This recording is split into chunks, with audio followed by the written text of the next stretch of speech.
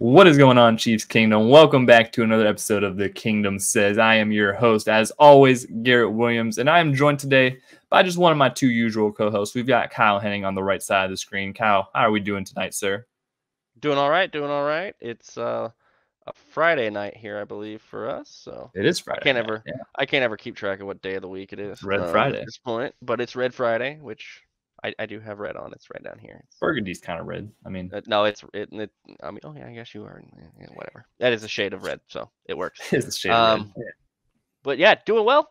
You know, getting ready for Super Bowl next week, but still kind of going back through all the stuff from the Ravens game still a little bit, and then seeing all the start of the Super Bowl talk conversations. The Super Bowl talk, yeah, is in full. There's been some talk. Yeah, it is. It is by talking. One franchise, not ours, but by one franchise. So, yeah, just a good fun week of different things. Yeah, it's definitely been a fun week in Chiefs Kingdom after cashing another ticket to the Super Bowl, obviously, and dealing with all of the backlash and the fallout from every other fan base. Because, like we said, the Chiefs are the villains, and we have very quickly actually become the new Patriots franchise. It's pretty hilarious to see, and Chiefs fans know exactly what that means. I mean, everybody knows what that means. The Patriots were the most hated franchise in the league for 20 years. And here we are. The Chiefs are already there after 6 years of success. Here we are, the number one hated villain by most fan bases, and it feels good. It feels pretty good, in my opinion. It's nice to be at the top, and so there's a lot of that going on this week as far as just a lot of conversation. Ravens players talking, 49ers players talking. There's of them not seeming to understand when they do a rip move that they're allowed to have. It's amazing that defensive ends in this league do not know what a rip move is. Yeah, that they use all the time. It says it in the rule book right there. Rip move right there. Rip move under holding. So no rip move. Look, it's an interesting week. There's a former 49er player on the officiating crew now. Yeah. He was like a year. It was a nice article by our friends over at A to Z Sports from Charles's crew over there. Just an interesting pointed out tidbit. I found it interesting, although I don't know that it necessarily does much. He played there for like a year. Isn't this the same officiating crew that was in pretty 54 close, though? I think it was pretty close. At least the head ref is. I don't know head about ref the line judges. Yeah. So that's some. Obviously, we already paid them off. Already had that check deposited in their account, so we ain't got to worry about that. Yeah. It's been a big conversation. The rip moves. It was one of the Ravens pass rushers, Odafe Owe. Yeah, who tweeted out just. It's so funny when people they tweet a picture of just like one instant, and then Seth Kaiser goes out with the video and shows the actual rep, and like it happens so late. Even in the picture, even in the screenshot, dog, how do you think your arm got there? Where did he put it up that high? You threw it up. You just threw your arm up. Like, what are you talking about? And then the full play, that happens like 3 seconds into the play. Like the play is already going to the right side of the pocket, and he's just, let me throw my arm up here. Let me try to throw my arm up here after getting bodied by. After doing a rip move. Yeah. By the way, his throwing his arm up there was him trying to rip through and pull his, like, I can't with. Yeah. The conversation about the Patriots fan thing. This is what they dealt with all the time. Did they do some other stuff like some spying and whatnot? Maybe the Deflategate stuff felt stupid forever and always, but definitely felt stupid. Yeah, the Spygate stuff, very different. Yeah. There was some other stuff with draft picks and so on, and tampering and who knows. Don't. So there's that part of it, but I also vividly remember myself guilty, especially at a much younger age included, of they stole that game. That was all the refs. We've all done that. We've all been down that road at some point in time. Before AI existed, people just had to Photoshop Tom Brady kissing the refs, you know? Yeah. And now, By the way, though, the funniest part of that is that meme that is now of Patrick is just the same one they used of Brady. They just put Patrick's head on it and changed. Like, it's the same. Yeah. Meme. Yeah. Same thing. And if that doesn't tell you kind of what Garrett said about the Patriots fans and the Chiefs fans becoming like the same, like both understanding each other a little more now, it's like, oh, we're not quite as crazy as you in certain areas, but I do understand it more. Yeah, yeah. So, it's very funny to see the contrast. I saw a post, I think, on Instagram of the AFC Championship 6 years ago, and the fan, like who everybody in the United States wanted to win, and it was all Chiefs. The country. It was all map. red, except with just like with New England and blue, and then fast forward 6 years, and it's the exact opposite with the Ravens, and then just a little red blip in the middle of it right there. So. And now it's even worse. And now though, I think this Super Bowl is probably a little more divided because it's the same division it was 4 years ago when we had these same two lineups, because the Niners have plenty of teams in the other side of the bracket that don't particularly enjoy them very much. So they would probably not mind much to see them lose. Yeah, this is definitely a matchup that seems to be the least unless favorite. You want to be a psychopath and just be mad at the world to be mad at things, and that's what you are if you're mad at the Taylor Swift stuff or any of the others. Like, if you're mad about the non-football related things, you just want to be mad. Like Charles Barkley said, if you care about that stuff, you're a loser.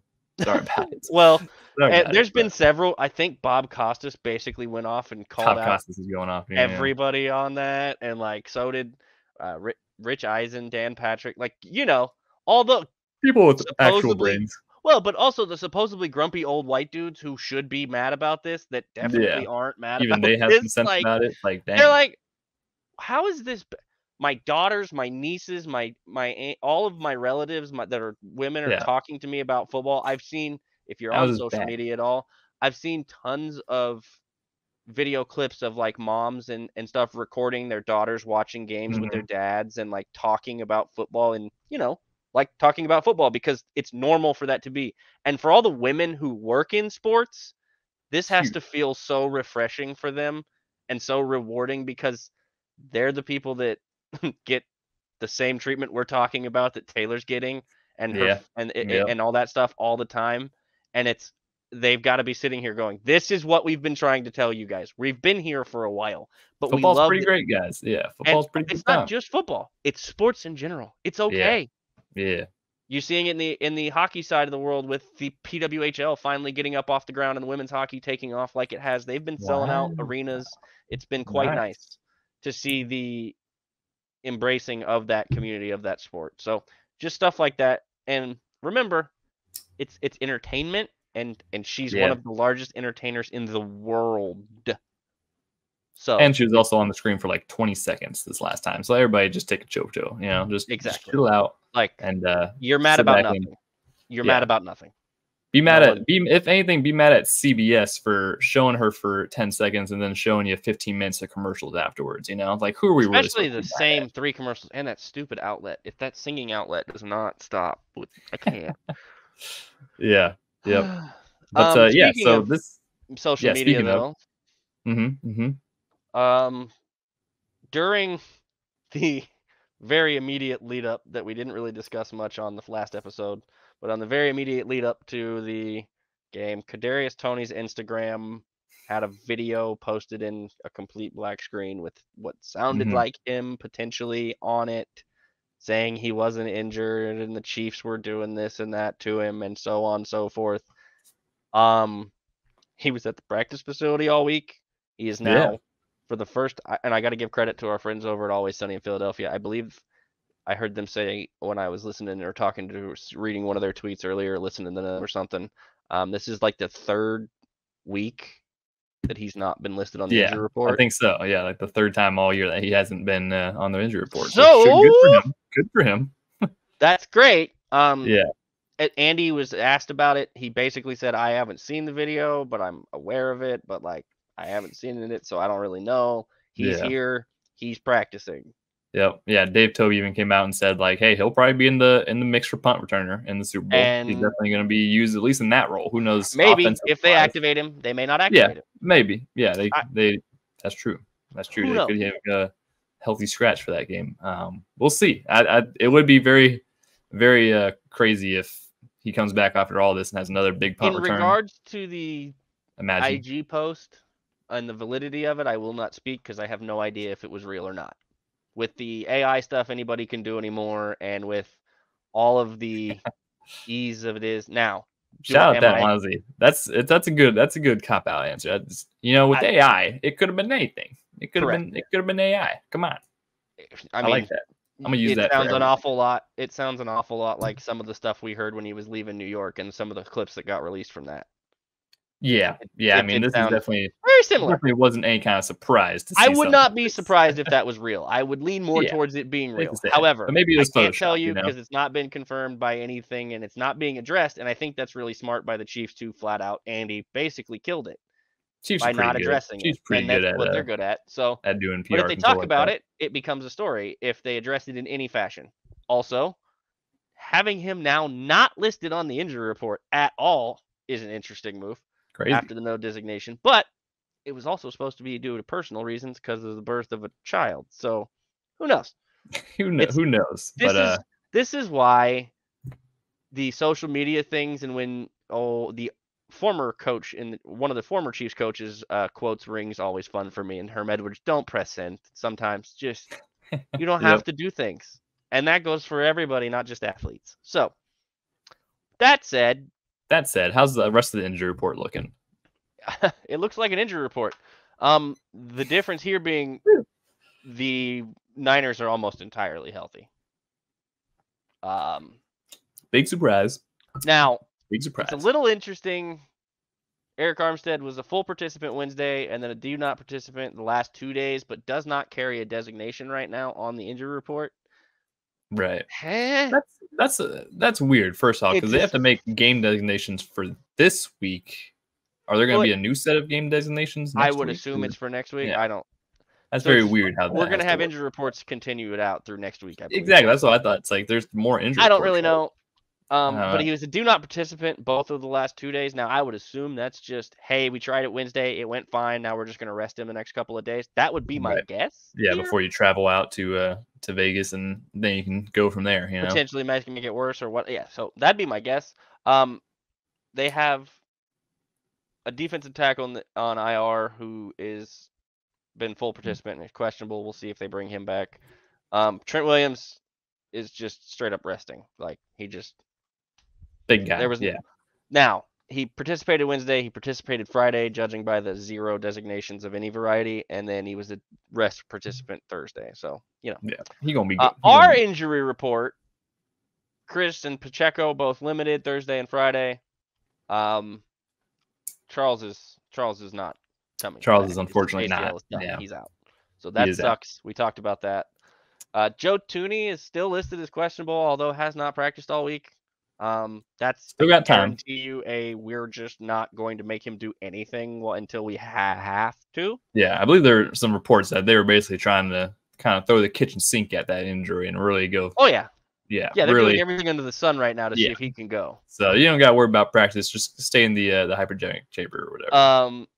Sky Moore was limited all week, still listed as questionable, still technically on IR. Still on IR, window. Willie Gay is the good news of this injury report right now. Huge. Willie was a full participant Thursday and a full participant Friday, and he carries no injury designation. Yeah, safe to Willie say. Gay being back is a very, very, very important thing because I don't know if you guys know this or not, but Christian McCaffrey is good at football. And so is George Kittle. And Willie Gay helps with both of those things. And I love our linebacking core, and they did fantastic against Baltimore. This is not the same thing. Those are different weapons. Mark Andrews was out for like 3 months before that game. Like that's not full strength George Kittle. That's a totally different animal. So L'Jarius Sneed is limited full with his normal routine of normal thing. Do what I need to do during the week. L'Jarius pulls up when it's game time. It's good to go. Prince is an interesting one. He's on the IR on the window. He's in the window though, and he was a full participant, limited participant ? Yeah, very interesting. So questionable there. He got hurt pretty early on in the season, and Be interesting to see. We don't really need an extra tackle on the board, but hey, Yes, we will always take an extra tackle depth. I mean, you always take an extra tackle, yeah, but we got 4. Especially one that I would probably take over Wanye currently if he was healthy. If both are healthy, I'd probably take. I think you are still a little too low on Wanye. I like Wanye. He's got all the stuff there. He just has too many of the misses, the big misses at left tackle for me right now. Rookie. Come on. He 100% is, but that's different. This is the Super Bowl, homie. I know. I can't. And that's Nick Bosa and Chase Young. Yes, Jesus. Why could I not? I couldn't. I just wanted to say Jamar Chase like 8 times. Yeah, you said and then I started to, but I could just. That's how I figured it out, because honestly, I was blanking for a second too. I was like, it's not D Ford. No, it's Chase Young. I just kept wanting to say Jamar Chase over and over again because he's an edge rusher for the Niners. Thank you. So yeah, and then you have Blaine Gabbert is on the injury report. Richie James is on the injury report. Drew, Marquez, Valdez, Scantlin, and Rashee Rice. All of those individuals, all full participants, all of the days of the week. Probably gonna be good to go. Yeah. Oblique foot, ankle, knee, oblique. So yeah, just a little roughing. There's some minor ringing. Yeah. George is a do not participant for them with a toe injury all 3 days. I'm assuming that's much like the Tooney injury. George Kittle? Yes. Okay. The Niners. Yeah, I would assume that's much like.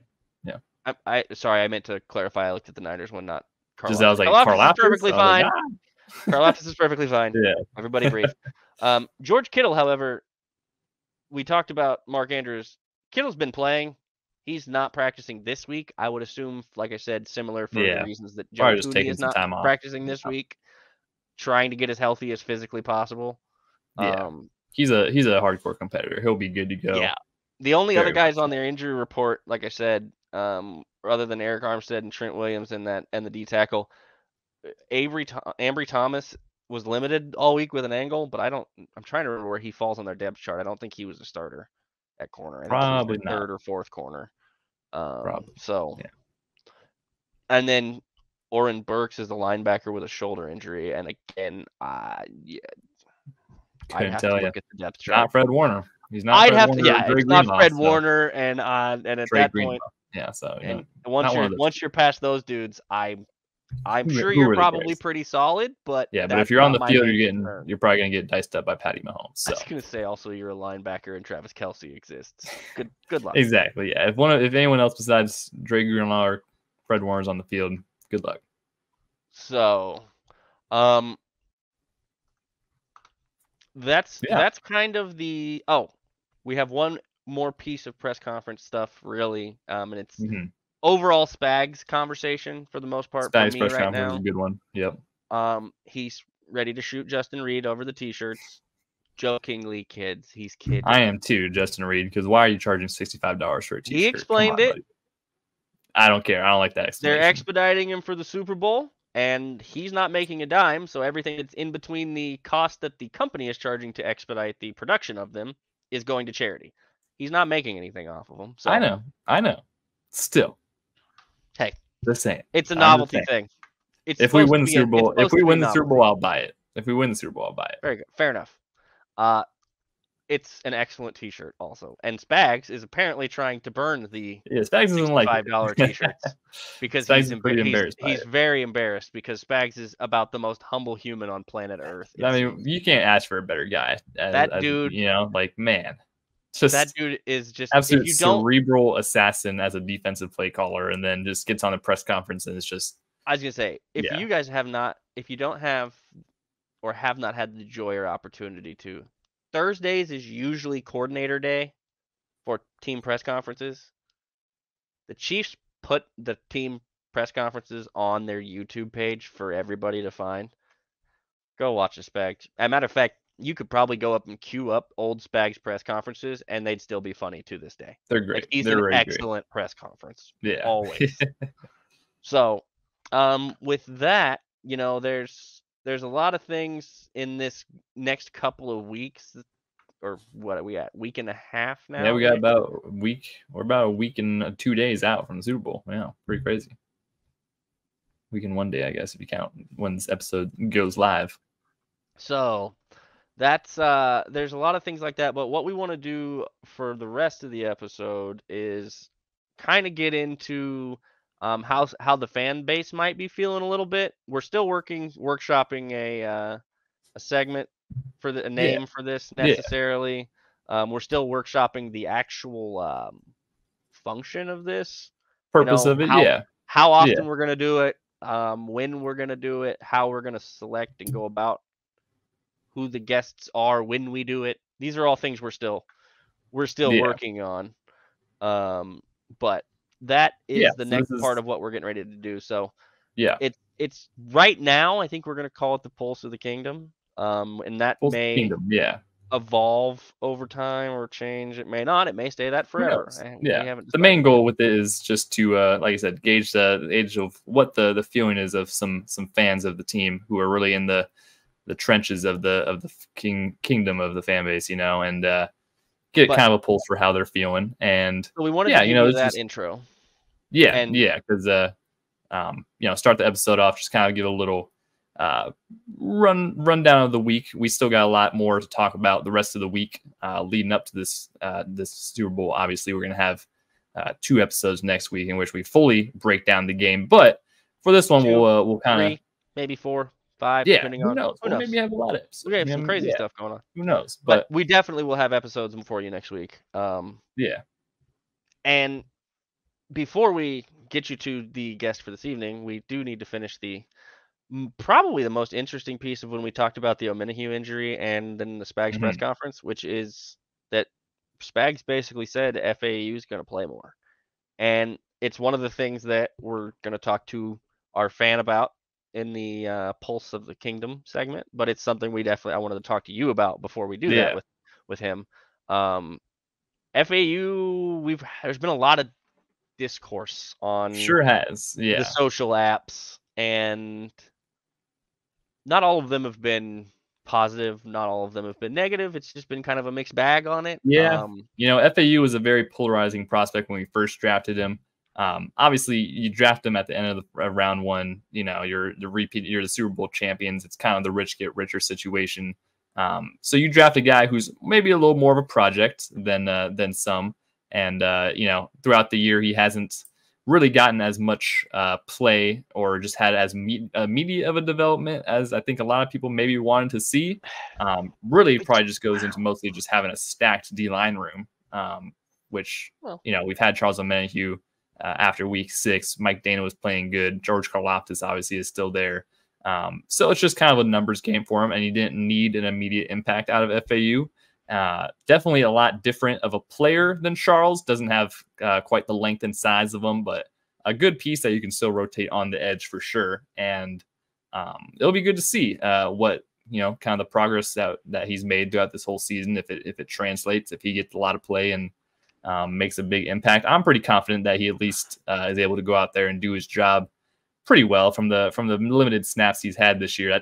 He's at least been kind of in position. He might not be wowing anyone with some pass rush moves yet, but he hasn't been a negative on the field from the limited time he's been there. I think this goes back to what we've talked about. Well, what I've been talking about for I don't know, how long have we been doing this podcast now? 3 years? A couple years now. Yeah. Several years. Many years. Set proper expectations. Look, yo, George was already in the room, and then we took another first-round D-end, and you had other D-ends in the room ahead of him on the depth chart that were always going to be ahead of him on this depth chart. And then you add a piece like Omenihu, and yes, he sat the first 6 weeks of the year, but then when he comes back, Felix isn't going to get a whole lot of snaps. It's just how it works. It just happens, So while everybody wanted him to play like he was George in the same situation George was in last year, which is coming into a team that straight up did not have another defensive end to go with Mike Dana. Right. So we still weren't even 100% sure how good Mike Dana was going to be last year again. Yeah. I've been constantly told by everyone, and even to an extent included, myself included, was not sure how high his ceiling was, but he's continued to exceed it every single year. But with that's not what Felix was coming into. Felix was coming into a very different situation. So now he's He played some early. He's gotten some odd snaps late. Now it's time to show your growth from all year and step up when they put you on the field. I don't know. Spag said they're going to use Felix some to step up. I don't know how, if that means, 10 more snaps than he was getting. Yeah. I don't know if that means they're going to play him friggin' 50 snaps a game. That'd be crazy. He's done crazier things, like keeping certain guys on the roster and keeping certain guys who are somehow not getting elevated off the practice squad to play nose tackle.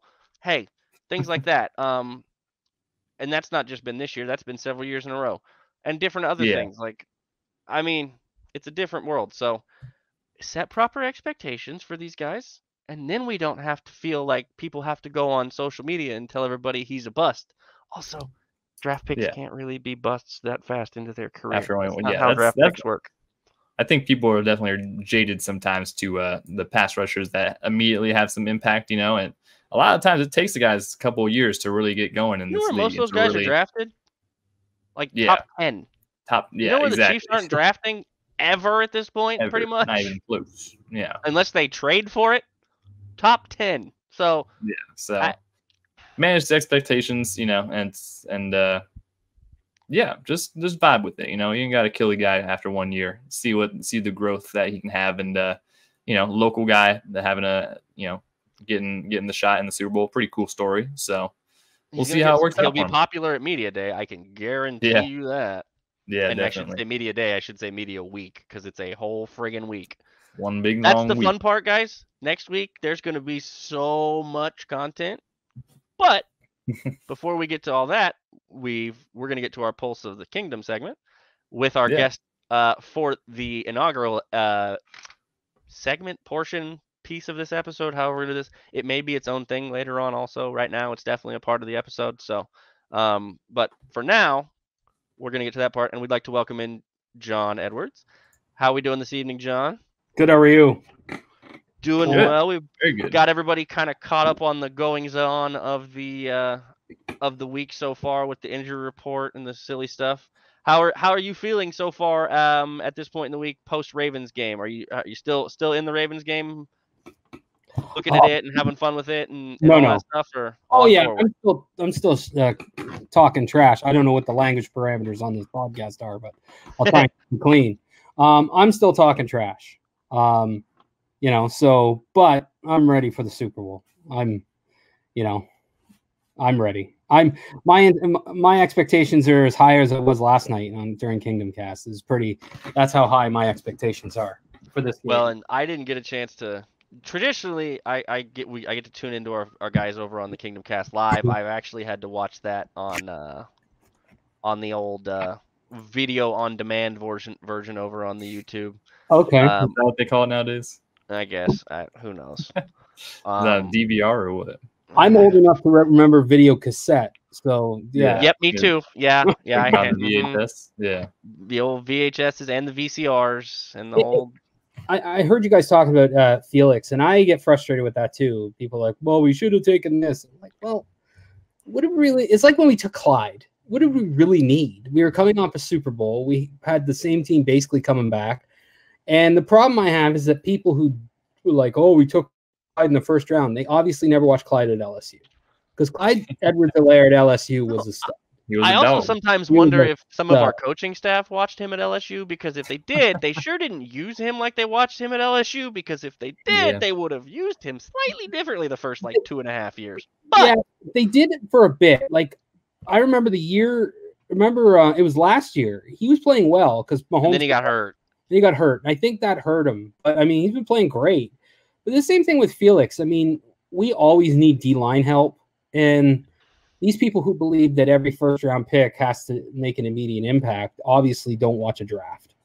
Like, sometimes a lot of picks, you know? There's a lot of guys. I just got to shut this light off because it's bothering the crap. That's pulling the Kyle's lights. That's that's usually this light over here that's doing stupid things. You guys have watched me do podcasts by lamplight because mine goes nuts too. So I understand. There we go. That's still annoying, but who cares? It'll happen. Right. Yeah, like I said, it's usually It covers most of my face, which is better for the podcast. I got a face for newspaper print as well. Well, yeah, the expectation for guys like Felix are definitely very high. But I couldn't be more excited about what the potential is for him, especially going with a guy like Joe Cullen in the D line. Yeah, to meant like, hey, give the guy some time. I'm sure he'll figure it out eventually. And he gets to sit and watch, sit behind Chris Jones and Amenahu and Dana and all those, and Karloftis and all those guys. He gets to learn from all of them, and then next year when we need, because Dana's going to get a bag of money from somebody, and we'll need a replacement. I think he'll be ready to go. I mean, not every pick's for now. Some picks are for the future, and I think that was a good one. And I mean, it was nice. It was a local guy, Kansas State guy. It was a feel good story. It was feel good, but also he could have an impact. Like I said, when you're building in the shed. Yeah, and when you're building a dynasty, you have to look years ahead. It's not just get as many players as you can to load up for this 1 year. No, well, look at the defense. Look at their defense. I mean, the youngest defense in the league. They're all here for a few more years at least, and they have more Super Bowl experience than some of the guys on the other team. I just finished watching the franchise, so. And it was unbelievable. I sent Kyle a message that I sent him the gift with the Ron Burgundy, "Sir, you have an erection." That was pretty much me after I watched the franchise. They do such a great job with that. Oh man, the shots they get extra shots they don't get on the mic'd up. It's just so well done. It was brilliant. Well, it's funny because 65 Toss Power Trap is the production team that does all of the franchise stuff, and then NFL Films is the people that traditionally do the mic'd up and do the inside the NFL stuff. So it's so interesting to watch the different. Now they all I think have access to the same audio boom mics because it's all boom mic'd off the field. And then obviously different places have different guys mic'd up. Some all broadcast through the same thing. So, but the shots and the production value and it's so different than it used to be 10 or 15 years ago. But on the subject of Felix, and you brought up George, how much fun is it to watch his development? From the side of somebody who I know watched Tamba when he was here, and then knowing that he worked with Tamba so much this offseason. If I'm Felix personally, I'm living with George at Bobby and Tamba's houses this summer. I'm gonna go hang out with you guys over here, and this is where you're gonna find me. So I'm doing whatever he does. I mean, you could see it the last half of last season with George. I mean, you could tell. I remember him a bit at Purdue. So, but you could see at the last half that he really caught on, and this year he came ready. He was ready. It's so exciting to see the development of this young team, these young players. It's so, especially because we're so good. I mean, I said to somebody, we're so good now. Yeah, we're good now, and we're not going to get he fits the mold though. Ever since we traded Tyreek, we've been trying to get young, fast, and physical on defense. And that's what we want, and that's what we are. It's been a difference maker for sure. I mean, it's been a noticeable thing that you can tell our defense just out physicals other offenses. Bullied the Ravens around, that was, and it wasn't close. It wasn't a close game. It was close. Both sides of the ball enjoyed bullying the Ravens around. Trey Smith and Reed and co had a field day with making. There is a reason, we talked about it on the episode from Monday or Tuesday, but there is a reason that Patrick Queen took that cheap shot that he took at Trey Smith. He was angry because he had been getting pushed around and picked on all day by Trey Smith and by Creed and by the rest of that Nick Allegretti. They beat and that's not even the team they beat up the worst because Miami showed up in Arrowhead and thought they were getting a football game and they got in a fist fight and were not ready. I mean, I was, from the moment that game started, once we got the 3-0 from Lamar, I was like, okay. Because you always get that sense, right? You can always, I remember the one game we had this year, it might have been Denver, I forget when it was, but I saw McCole standing at the end zone. We lost the toss. I'm like, this ain't going to be a good day.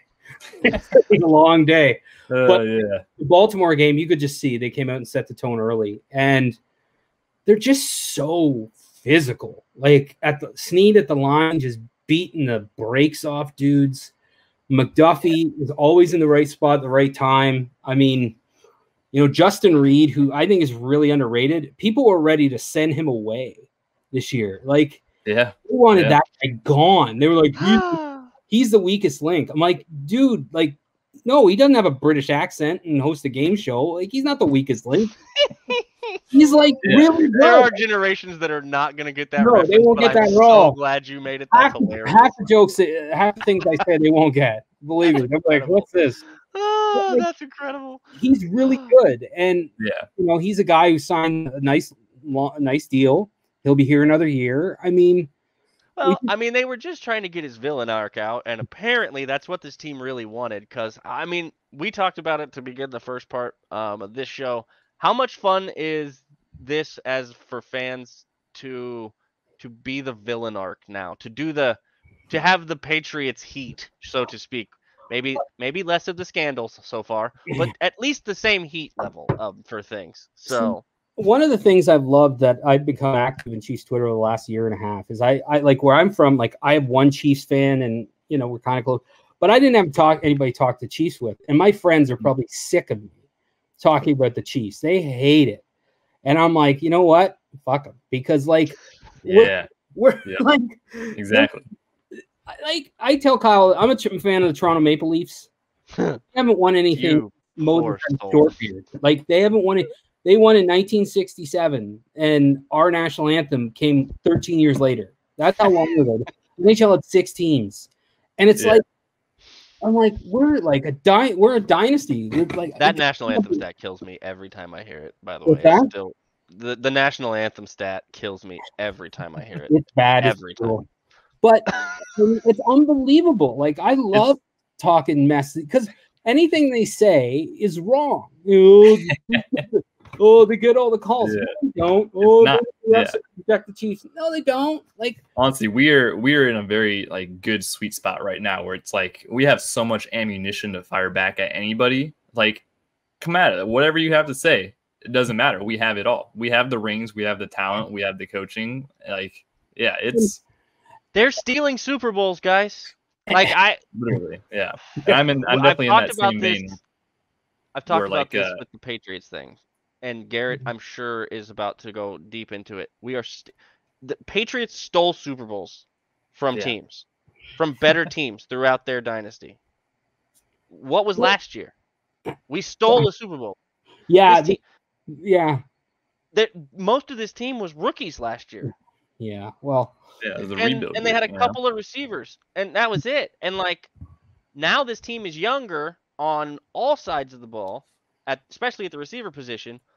But they're in chance to go back to back, and these are probably consecutively the 2 worst teams they've put on the field in Patrick's tenure. Yeah, I mean, I remember people saying, if Patrick Mahomes takes these wide receivers to the Super Bowl, like I'm like, well, guess what, kids, saddle up because we're there. If we win a 3rd Super Bowl, we're going to be the most insufferable fan base ever. Like it's going to be like it's going to be. I mean, that's okay, you know. That's okay because I've definitely embraced is, hey, who cares what everybody else thinks? Yeah, Chiefs fans are here to party. I'll just party with a bunch of Chiefs fans. I don't care. Oh, we'll just celebrate and talk good all the day. I don't care. Yeah. Don't worry, we're here to hang out, and apparently we get to bring Swifties with us, which is beneficial. Yeah, there's Swifties in there. Yeah. I love the Swifties. I'm a big fan. I love it. I love that. Like I love it how it pisses everyone off.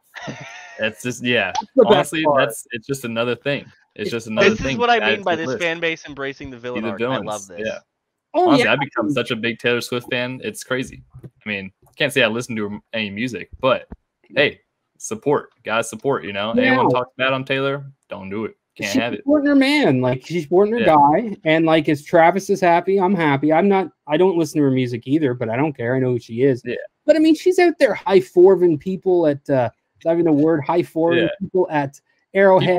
It's like it is now. She made it a thing because she was out there giving Rasheed Rice's out to the crowd. I don't know what all that was, but can you imagine?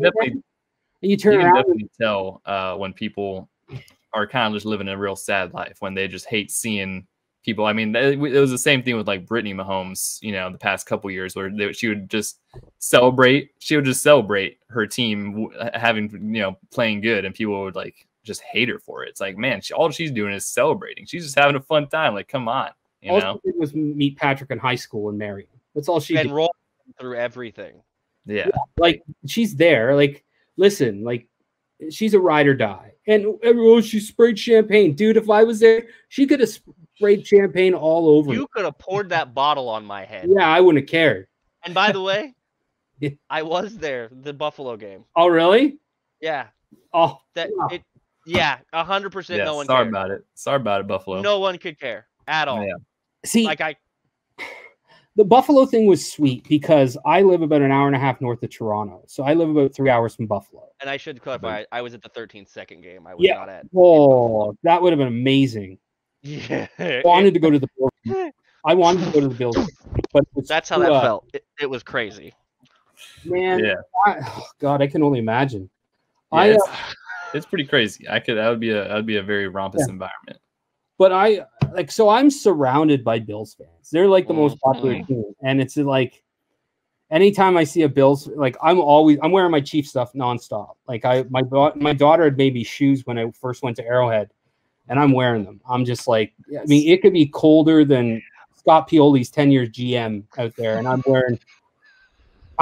I'm wearing those shoes. I'm ready. Yeah. And Bills fans just look at me like, oh. Just don't leave the gum wrappers on the floor, all right? Like, just careful with the gum wrappers.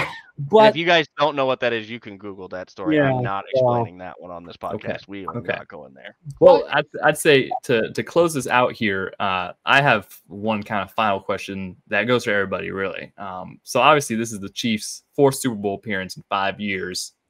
How sweet does this one feel in comparison to all the other ones? Because, I mean, 2019, I think that one will be very hard to ever eclipse just because it was the first for many of us seeing it. First for Patrick Mahomes and just seeing the greatness of it.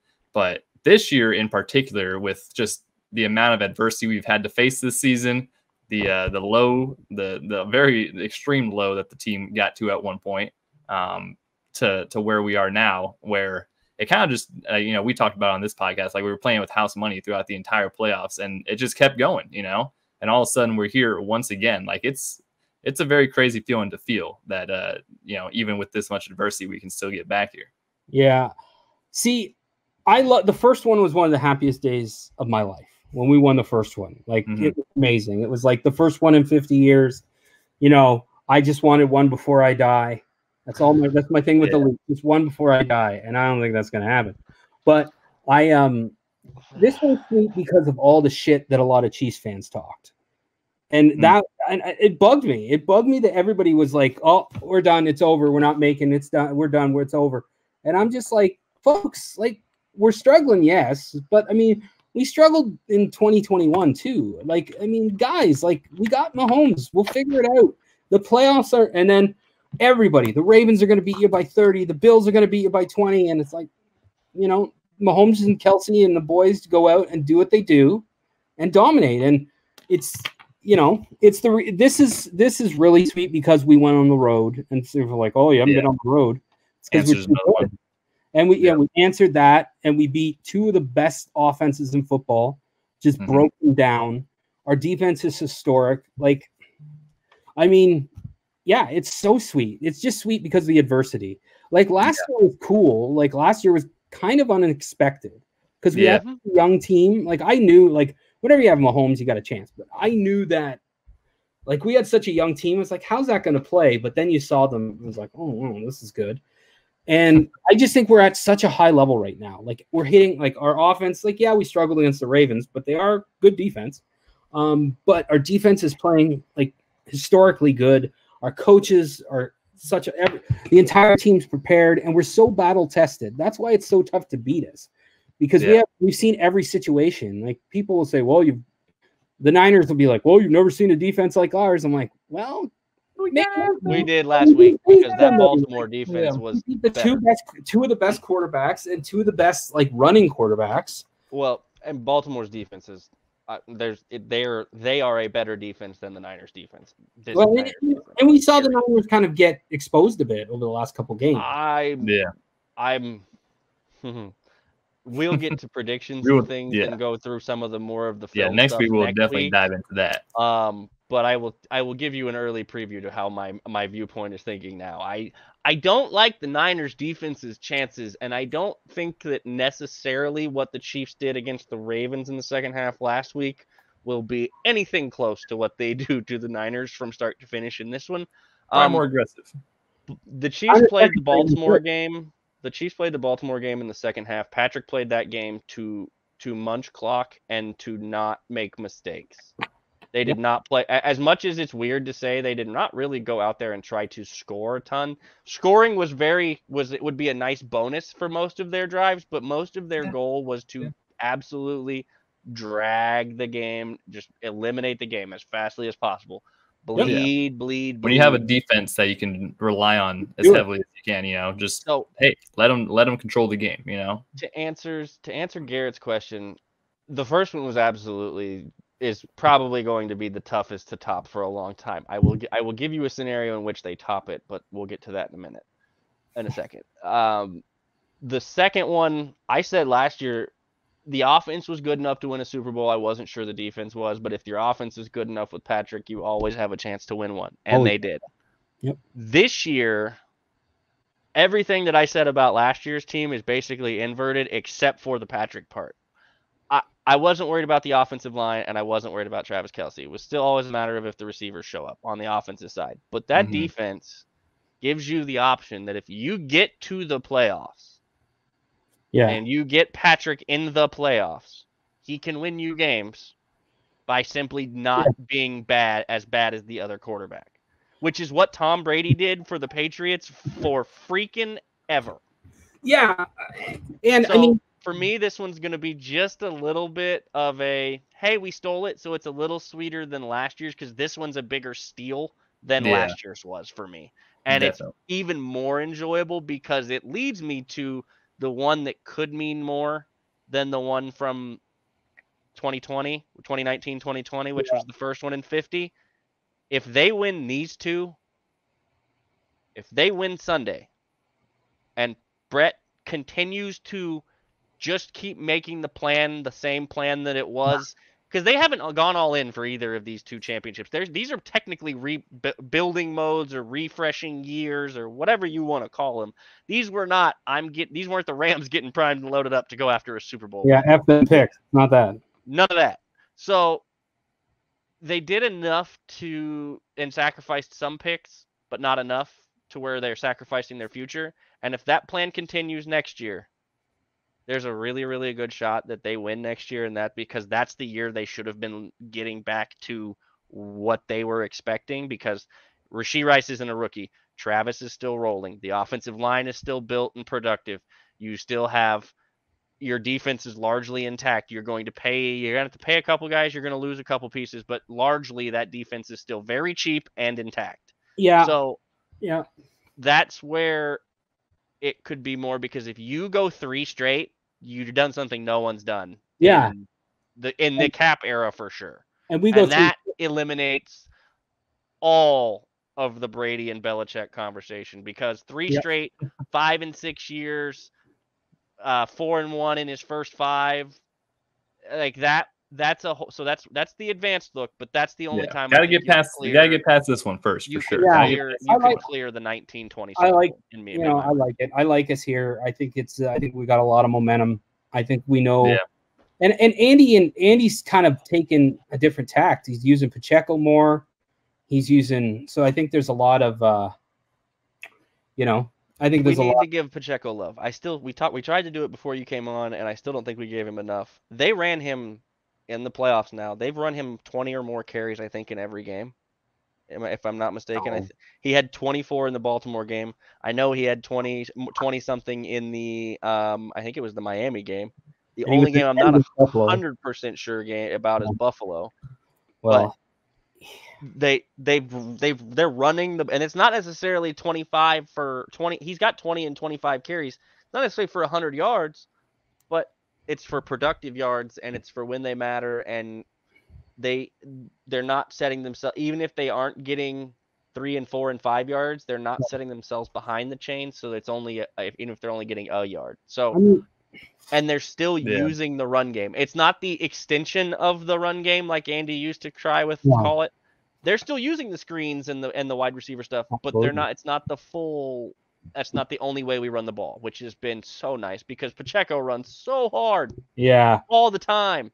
Even MVS is catching balls now. Jesus, like that's a sign that it's the playoffs. Greater goods are working against all the playoffs. And everybody said that. Remember when the Ravens guy was talking? Nothing. He's like, and everybody tries to use NFL math on Twitter. They're like, well, you guys lost this team, so and it's like that doesn't work. It doesn't. It's not. Everybody's 0-0 in the playoffs, and guess what? We're a different bird. I mean, you don't go to the Super Bowls we have or the AFC Championship if you're not experienced and not ready to do it. It's also the guys at the top. So Andy, Patrick, Spags, Kelsey. No, but those three give you an advantage in any game you walk in the door in. Like, I don't care what else is around on the field. If you walk into a game with those three guys, you probably have the advantage in 2 or 3 of the categories of those 3 categories, most likely. Any game you show up on, you have the best 2 players on the football field. And contrary to what Craig Carton thinks, because nobody actually 3 in a lot of instances, unless you're playing the Rams, because other than that. Yeah, but like, let's say against San Francisco, they have the 2 best players on the football field, 3 of the top 5. Yeah, and that plays. That's one pretty good. I'd say that's pretty good. Yeah, Craig Carton is very good at fishing for engagement. That's the other thing, Chiefs fans. Guys, that's a lot of that. Yeah, we don't have to give everybody the time. I ain't even never heard of this guy before. So why are we giving him If you see a terrible take, our friend Jordan Foote started this a long time ago. I've been doing it with him for a long time. I've been doing it a long time myself. It's called "We Don't Interact with Bad Tweets." We screenshot it, and then we comment on it, and we put that hashtag on it so that the engagement farmer does not get his engagement, but we can have a nice conversation about it. See, then we don't give the engagement farmers what they want, and maybe they'll stop saying this stupid stuff. Probably not, though. Probably not. Probably Stupid people are always going to say stupid stuff, but that is not what we have. With it, yeah, we can just promote good talk, like our guy John Edwards here, who we really appreciate you coming on for this episode. Thank you for having me. I love the show, and Kyle and I have been friends for a bit, and I've never actually had a human conversation with him before, which is nice. Yes, that's true. He's good. He's a good conversator. Kyle, what's you got? Thank you, sir. Yeah, that's for you. Little Scouts. I love that, by the way. No, I love KC Scouts merch. Some of you don't know, KC fans. That's the old Kansas City hockey team. Yeah, exactly. Definitely. But maybe they should have a new Kansas City hockey team that's called the Coyotes, but that's a separate. How about that hockey? You know what they say. Talk about that hockey. The Kingdom, like I've been involved in Chiefs Twitter for like the past year and a half because I didn't have anyone to talk to, and it's been amazing. I met so many good people there. Yeah, tell them where to find you. Tell them your handle so that if you want to find John on Twitter to interact with him about the Chiefs or hockey or numerous other things that he tweets about, but mostly Chiefs and hockey. Yeah, mostly that. Just a bunch of BS. It's Jack Edwards 1980. I had to check. I wasn't even sure. I pulled it up just in case. Yeah. Jack Edwards 1980, and if you like random nonsense, I'm down for it. But he's also pretty versed in wrestling, but he won't tell you guys that. So I'll tell you that for him. I believe he's talking about maybe starting a wrestling podcast, but I don't know if might be in the works. I am a wrestling promoter, so I do promote wrestling here in my my province. So I said, he knows a thing or two about some wrestling. So So I'm a sports guy, and but I love your podcast. I find the vibes really good because I know, Kyle, you're generally a more positive. You got a more positive fan than somebody. I really is the negative one. That's crazy. I was going to say there are so many people that would tell you that's the opposite of me, but I appreciate that. In our conversations, I find I'm usually the good vibe guy. It's like this year kind of drained on me. Like I was sick of people. They're like, "Oh, do we need this person?" Kyle is good at having unwavering faith in guys. I will say that. Unwavering. I just have seen too many times things matter and guys do things that they've had rough seasons and stupid things have happened and they've made poor decisions. Bad things have happened. Also, he has value in certain aspects of the game. Not everybody is going to be valuable in all aspects. There's going to be certain things they do well. Yes, sir, Mister. I just tweeted about how if Kadarius Toney comes out and has a nice kick return or punt return in the playoffs, it'd be the funniest thing ever. I 100% do. It would be. Yeah. Exactly. It would be so pretty funny. That's what I mean, guys. Have fun with this. Enjoy this. It's not supposed to be like this. Like no. No. Does not happen. Like, talk to anybody in this province. Like, talk to anybody who's a Leafs fan. Like, I'm not kidding you. Very jaded. We are the Dallas Cowboys of hockey teams, except we haven't won anything in years. And that's why I'm like, I know what crappy teams look like better than anyone. Because I've seen them. Fans have to experience it. Maple Leafs fans have been through playing quarterback. And that's why I salute John. He's been a Chiefs fan for a long time and went through some nonsense with them. And he's a Leafs fan, and they have been through. At one point, it was a combined 105 years combined that they didn't win a title. The combined years. That was up until 2019. Both times and it was like the same kind of thing every year. Now it's only down to like 50 years. Here we go. The same losses. Like, they just blow playoff leads. And it was just like, oh, why can't we win one? And then series that you're supposed to clinch. I mean, we were through one lead to the Montreal Canadiens. I just wanted to go in a hole. Yeah, not great. Like, it's the Canadiens. How can we? And we were up 3-1. It's like, come on, So I know what crappy teams look like. Should have just hockeyed harder. Really just didn't have enough hockey in you. Hockey harder.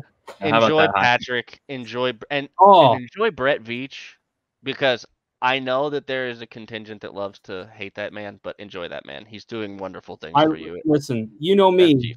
I'm a huge Brett Veach guy, and I've been fighting the Brett Veach haters all year on Twitter. And it's like the Dorsey loyalists. It's like, bro, he hasn't been GM since 2017. No. Keep fighting that good fight, John. We need you. We need you on the front lines. We need you on the front lines fighting. You seem to be the winner. So we appreciate you coming on. Yeah, I love the show. Good luck, guys. Yeah, appreciate you coming on. All right, cool. So that was a good chat with John. We'll close out the episode here. Thank you all so much for tuning in and watching this one. Be sure to check us out.